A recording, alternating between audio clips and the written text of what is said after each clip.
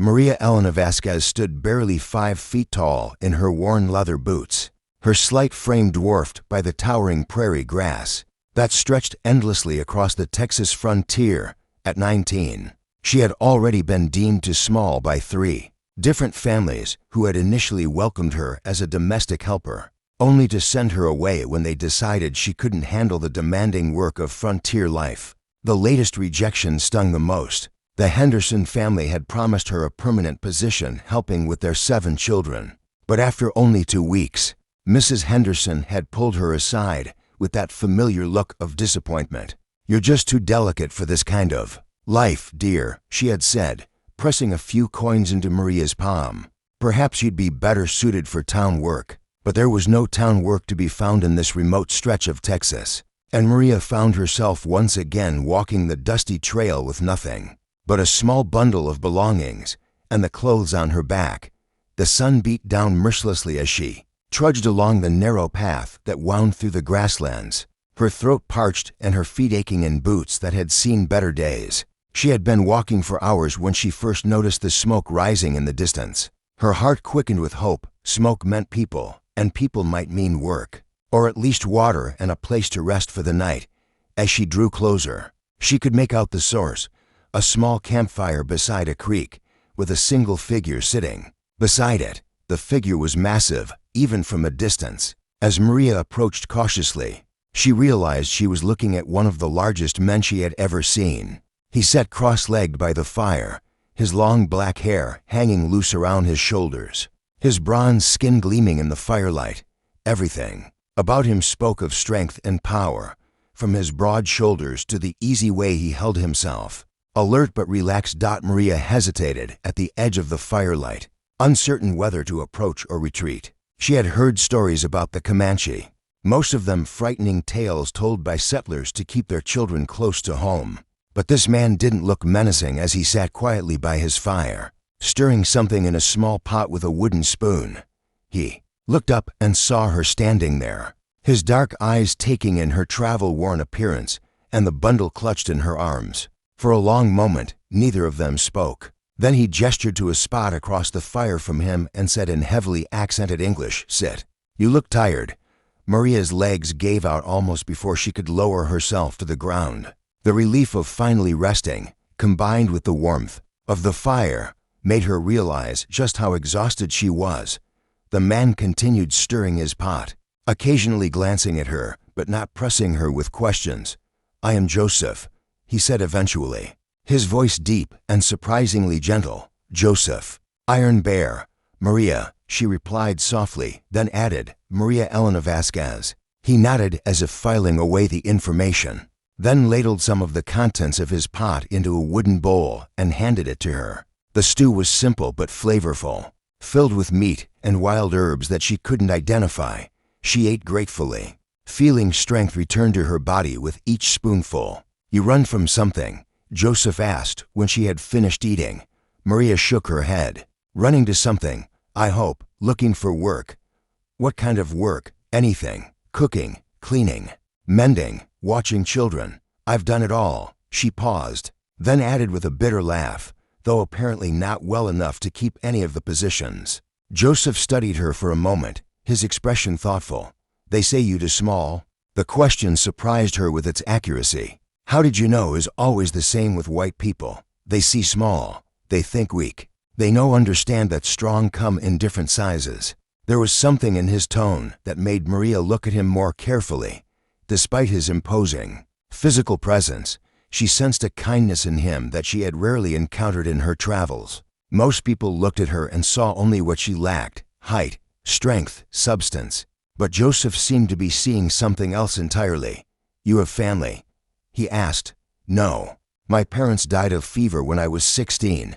I've been on my own since." Then Joseph nodded slowly. "I understand being alone. My people, they also think I too different. Too big, they say. Too much like white man because I speak English. Because I want to build instead of just hunt and follow buffalo. Your people cast you out, not cast out. But they make it clear I not belong. So I make my own way. Like you." They sat in comfortable silence for a while. Watching the fire crackle and send sparks up into the star-filled sky, Maria felt safer than she had in months, though she couldn't quite explain why. There was something about Joseph's presence that seemed to create a bubble of peace around the campfire. "Where you go now?" Joseph asked as the fire began to die down. "I don't know. I was hoping to find work at the next settlement, but I'm not even sure which direction that is." Joseph was quiet for so long that Maria thought he might have fallen asleep.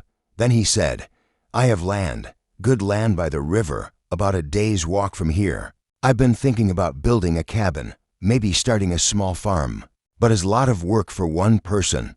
Maria's heart began to beat faster. "Are you offering me work?" "I offering you partnership. You help me build a life on that land, and half of everything we make is yours." The offer was so unexpected, so generous, that Maria didn't know how to respond. "But you don't know anything about me. What if I'm not strong enough for farm work? What if I can't? I know enough." Joseph interrupted gently. "I know you have courage, or be out here alone. I know you have determination, or you give up by now. And I know you honest, or you take my food and disappear while I sleep." Maria stared at him across the dying fire. "Why would you trust me like this?" Joseph smiled, and the expression transformed his entire face. "Because we both know what it like to be told we not enough. Maybe together we can be enough." The next morning, they set out for Joseph's land. As they walked, he told her about the property, a fertile valley with a clear stream running through it, surrounded by gentle hills that would provide protection from the harsh winter winds. He had claimed it legally through a government program that granted land to anyone willing to settle and improve it, regardless of their background. Government no care if you Comanche or Mexican or anything else, as long as you pay taxes and follow laws, he explained, is good system for people like us. The land, when they reached it, was even more beautiful than Joseph had described. The stream was clear and cold, perfect for drinking and irrigation. The soil was dark and rich, and the surrounding hills were covered with timber that could be used for building. Maria could easily envision a cabin nestled among the cottonwoods near the water, with gardens stretching up the gentle slope behind it.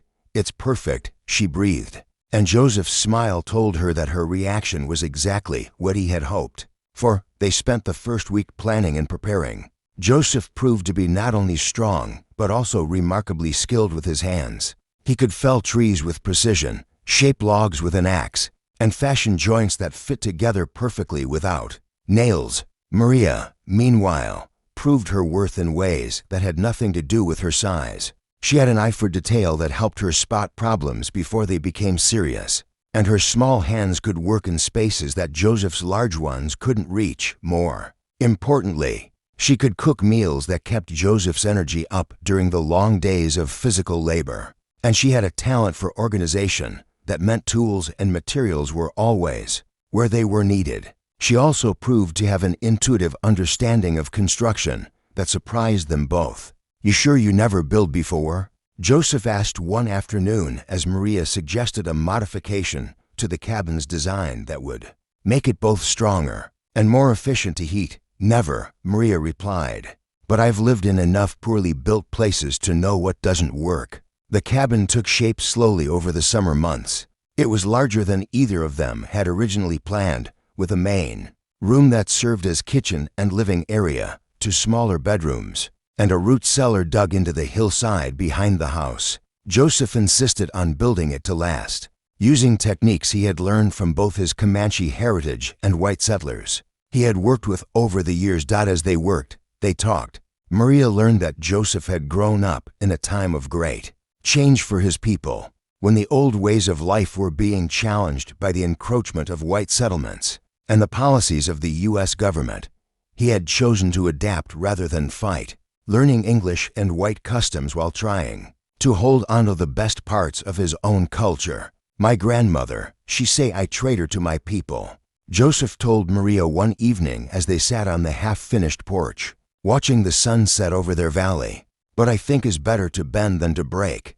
My people, they so proud, they rather die than change. Maybe they right, maybe they wrong, but I choose to live."